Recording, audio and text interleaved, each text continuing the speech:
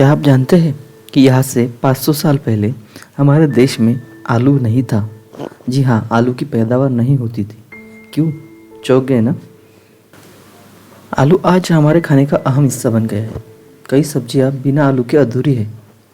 आलू के बिना किचन की कल्पना भी नहीं की जा सकती। जब आलू के दाम आसमान छूते हैं तो पूरे देश में हंगामा मच जाता है। लेकिन आपको ये जान के हैरानी होगी कि यहाँ से 500 साल पहले देश में आलू का कोई अस्तित्व ही नहीं था। भारत में पहली बार आलू जहांगीर के ज़माने में आया था। भारत में आलू को लाने का श्रेय पुर्तगालियों को दिया जाता है। कैसे हुआ आलू का जन्म? आलू का जन्म भारत में नहीं हुआ। इसके जन्म दक्षिण अमेरिका के एंडीज पर्वत श्रृंखला के बीच हुआ है।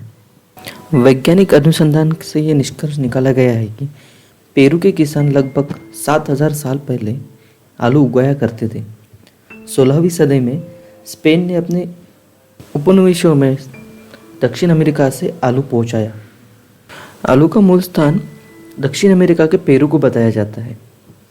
इतिहासकारों का मानना है कि पेरू में लगभग 7000 साल से वहाँ के किसान आलू की खेती करते आ रहे हैं। स्पेनिश नाविकों के पहले दक्षिण अमेरिका में इंका साम्राज्य का अस्तित्व था। उन्होंने लगभग 1438 से लेकर 1532 तक वहाँ राज किया। वहाँ के इंका साम्राज्य का आलू की खेती में बड़ा योगदान माना जाता है। बताया जाता है कि इंका सभ्यता के जो लोग थे वो बड़े ही कुशल कृषक थे। इन्होंने सीढ़ीदार खेती पर आलू उगाना शुरू किया था। लगभग 1532 में स्पेन ने सोना चांदी लूटने की मकसद से पेरू पर हमला किया। उन्हें वहाँ सोना चांदी तो मिला और साथ में आलू भी मिला। यहाँ से शुरू हुआ आलू का सफ़र पूरी दुनिया में फैलकर ही खत्म हुआ। यहाँ से निकलकर आलू यूरोप में जब पहुँचा तो लगभग 200 साल तक यूरोपीय लोगों ने वहाँ पर आलू का इस्तेमाल नहीं किया, क्योंकि यूरोपीय लोग जो थे वो बेस्वाद और बेढंग दिखने वाले सब्जियों को खाते नहीं थे। समाज में जो निचले तबके के जो लोग थे, कामगार वर्ग था, धीरे धीरे उनका मुख्य अन्न जो था वो आलू बन गया। यूरोप का जो देश था आयरलैंड, उसमें आलू का कुछ अलग ही असर मिला। बताया जाता है कि 1590 से लेकर 1845 तक आलू की वजह से आयरलैंड की जो जनसंख्या थी वो बहुत ही तेज़ी से बढ़ी।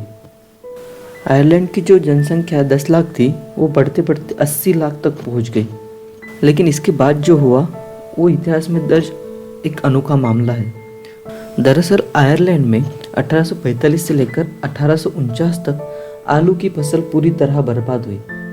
इस बीमारी के कारण आलू की पैदावार पूरी तरह से कम हो गई। लेकिन अब तक आयरलैंड में लगभग 40% लोगों का जो मुख्य भोजन था वो आलू बन गया था।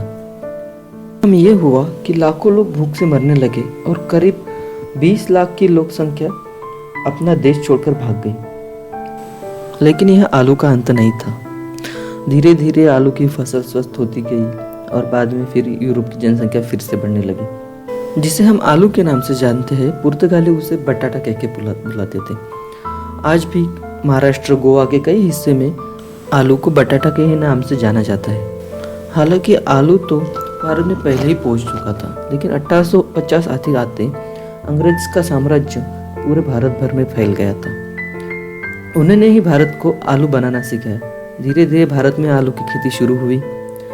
आलू भारत के लिए कितना ज़रूरी होता गया, इस बात का अंदाज़ा आप इस बात से लगा सकते हैं कि सन 1935 में शिमला, कुफरी और हुमायूं की हिल्स में पोटैटो ब्रीडिंग सेंटर की शुरुआत की गई। बाद में भारत सरकार ने इसका नाम सेंट्रल पोटैटो रिसर्च इंस्टीट्यूट कर दिया और इन तीनों रिसर्च सेंटर को मिलाकर 1956 में शिमला में एक हेडक्वार्टर बना दिया गया।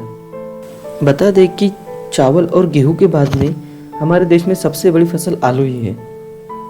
दुनिया भर में चीन और रूस के बाद में भारत ही आलू का तीसरा सबसे बड़ा उत्पादक है। केरल और तमिलनाडु को छोड़कर हमारे देश के लगभग सारे राज्यों में आलू की खेती की जाती है। आज दुनिया की बहुत बड़ी जनसंख्या अन्न के लिए आलू पर निर्भर है। आपको ये इन्फॉर्मेशन कैसे लगी, कृपया कमेंट में बताएं। धन्यवाद।